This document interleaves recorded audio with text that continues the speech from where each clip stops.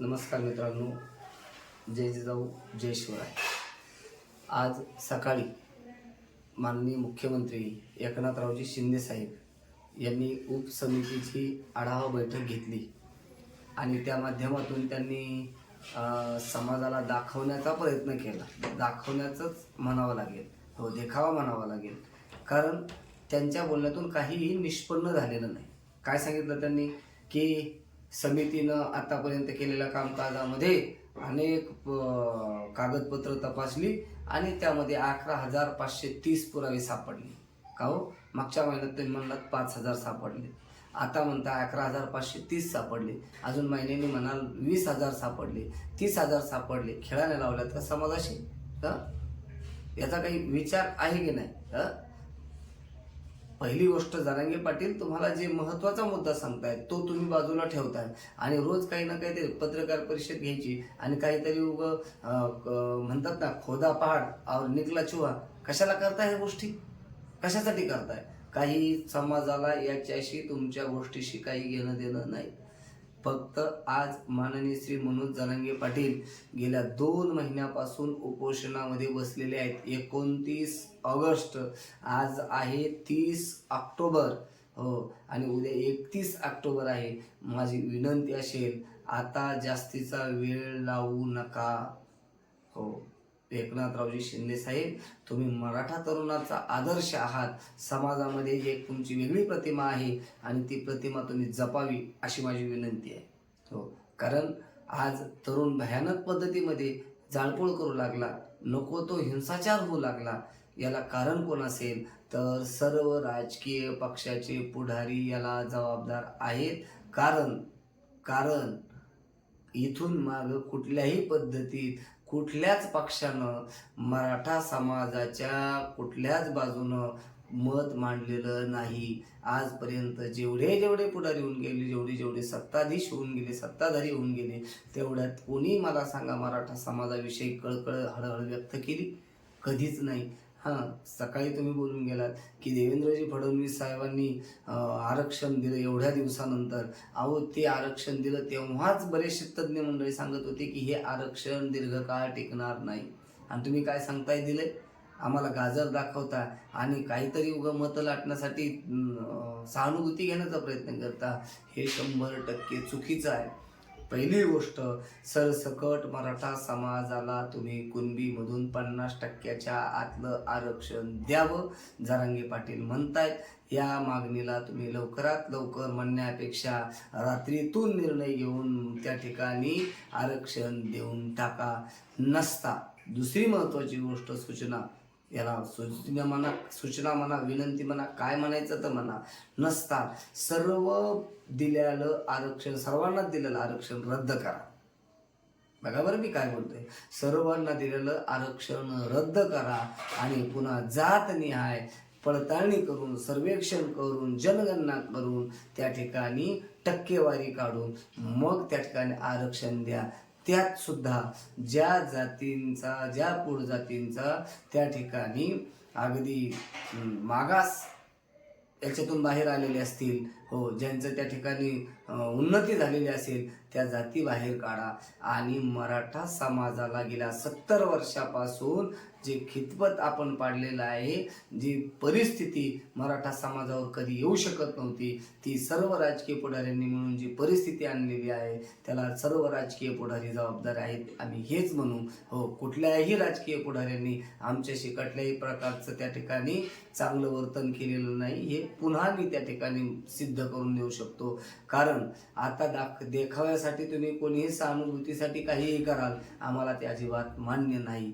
परंतु जरांगे पाटलांविषयी जी सहानुभूती, जरांगे पाटलांची जी तळमळ आणि जरांगे पाटलांचे जे होणारे हाल आहेत, हे मराठा समाज आता पाहू शकत नाही आणि त्याच्यामुळं उद्रेक होऊ लागला. याचीही सर्वस्व जबाबदारी शासनाचीच आहे. आणि याच्या व्यतिरिक्त अजून एक गोष्ट जरांगे पाटलांनी निदर्शनास आणून दिली, हे जर सत्ताधाऱ्यांपैकीच कोणी करत असतील तर याद राखा, जर तुम्ही म्हणत असाल की आम्ही राजकारणाच्या माध्यमातून आम्ही आमच्या पद्धतीनं याला वेगळं वळण देऊ आणि काहीतरी वेगळं करण्याचा प्रयत्न करू, तर समाज तुम्हाला त्या ठिकाणी सोडणार नाही. समाज कधीच तुम्हाला नीट राहू देणार नाही, याची तुम्ही जाणीव ठेवा. हां, आणि काय म्हटले ते आमदार सोळंके की काय ज्यानं जो आंदोलन करतोय तो त्यानं कधी ग्रामपंचायत लढलेली नाही. आंदोलन करायला का असं काही लिहिलेलं आहे का, असं काही तरतूद आहे का, काही घटनेत उल्लेख आहे का? ज्याला त्या ठिकाणी आंदोलन करायचं आहे त्यानं ग्रामपंचायत लढली पाहिजे, जिल्हा परिषद लढली पाहिजे, आमदारकी लढली पाहिजे. अरे भ्रष्टाचार करून करून तुम्ही भ्रष्ट झाले. तुम्हाला काय बोलावं याची अक्कल राहिली नाही. आणि जरांगे पाटलांवरती तुम्ही नको ते शेंदुरे उडवण्याचा प्रयत्न करताय, त्या माणसाविषयी काही बोलण्याचा प्रयत्न करताय. याद राखा, आज फक्त तुमचं घर झालंय. उद्या जर काही कोणी बोलण्याचा प्रयत्न केला आणि काही करण्याचा प्रयत्न केला तर तुम्हाला सुट्टी मिळणार नाही. आणि मराठा तरुणांना माझी विनंती आहे, बाबा रे, जरांगे पाटील आपल्याला विनंती करतायत, जरांगे पाटील विनंती करतायत, हे लक्षात असू द्या. हो, कारण जो माणूस आपल्या करता आपलं जीवन त्या ठिकाणी अगदी मरण हातात घेऊन बसलेला आहे. हो, तर मी मराठा तरुणांना विनंती करेल की आपण कुठल्याही प्रकारे कसल्याही प्रकारचा हिंसाचार करू नये, कुठल्याही प्रकारची जाळपोळ करू नये. जरांगे पाटील आपल्याला विनंती करतात याची आपण जाणीव ठेवा. आणि शांततेत जरांगे पाटील म्हणतायत त्या पद्धतीत, जरांगे पाटील सांगतील त्या पद्धतीत, ठरवतील ती दिशा. फक्त एकच, आता मराठा आरक्षण मिळालं पाहिजे यावर आपण अवलंबून राहायचं, हेच आपला ठाम निर्णय असला पाहिजे. बाकी कुठल्याही प्रकारचा हिंसाचार करू नका. ही राष्ट्रीय संपत्ती आपली संपत्ती आहे. आणि दुसरी महत्त्वाची गोष्ट, याची आपण त्या ठिकाणी संगोपन केलं पाहिजे, संवर्धन केलं पाहिजे, याला जपलं पाहिजे.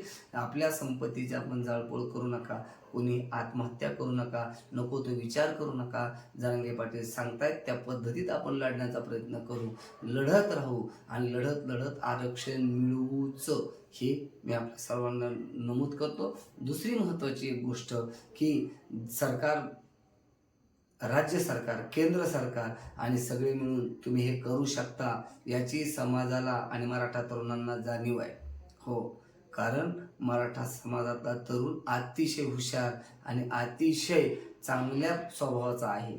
याला कधी राग येत नाही. पण एकदा जर मराठ्यांना राग आला तर कुणाच्याही बापाला आवरू शकत नाही, हेही लक्षात असू द्या.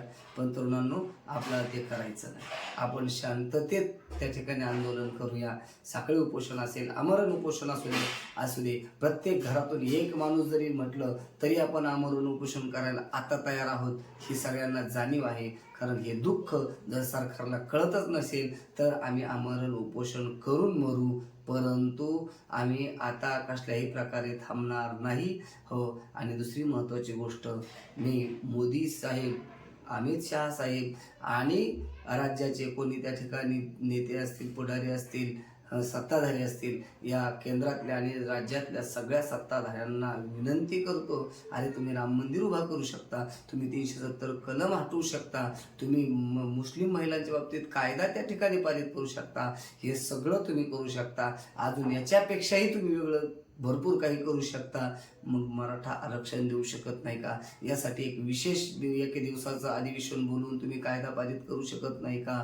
कसल्याही प्रकारची अडचण तुम्हाला येणार नाही. पण मग मराठा समाजाचं दुःख पाहण्याचं आणि मराठा समाजाला त्या ठिकाणी त्रास देण्याचा तुमचा जर माणूस असेल तर समाजही तुमचा विचार केल्याशिवाय राहणार नाही. कारण मी आपल्या सगळ्यांना मानणार आहे, परंतु आज समाजाची तळमळ, समाजाचं दुःख, माझं दुःख मला माहिती आहे. माझ्या पत्नीचंही शिक्षण झालेलं आहे, माझंही झालेलं आहे आणि अजूनही कुटुंबातल्या अनेक मंडळींचं शिक्षण भरपूर झालेलं आहे, परंतु एवढ्या डिग्र्या घेऊनही काही पदरात नाही आहे.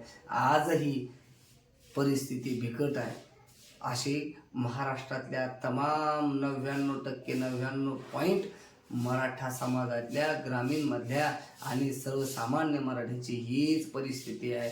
म्हणून माझी विनंती असेल सरकारच्या माध्यमातून, एकनाथरावजी शिंदे साहेब वरती केंद्र सरकारमध्ये मोदी साहेब, तुम्ही शिर्डीला आलात, साईंच्या चरणी लागलात, या महाराष्ट्रात येऊन तुम्ही मराठ्यांच्या आरक्षणाविषयी काहीही नाही बोललात, हेही खतखत आमच्या मनात आहे, हेही लक्षात असू द्या. आणि येणाऱ्या काळात त्याचा परिणाम तुम्हाला दाखवल्याशिवाय आम्ही राहणार नाही, हे मात्र तितकंच खरं. हो, हिंदुत्व हिंदुत्व म्हणून आम्ही डोक्यावर घेऊन नाचणारे आहोत, तुम्हाला हे लक्षात असू द्या. पण वेळ प्रसंगी पायाखालीही तुडवल्याशिवाय राहणार नाही, हेही तुम्ही लक्षात असू द्या.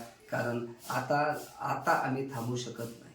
हो, आता आम्ही थांबू शकत नाही. पुनश्च एकदा पुनरावृत्ती देतो, उच्चार करतो की जर तुम्हाला आरक्षण देता येत नसेल तर सगळ्यांचं रद्द करा आणि जातनिहाय पडताळणी करून, सर्वेक्षण करून, जनगणना करून, काय करायचं ते करून, पुन्हा टक्केवारी ठरवून मगच त्या ठिकाणी सगळ्यांना आरक्षण द्या. नसता कोणालाच देऊ नका, आम्हाला नाही तर कोणालाच नाही.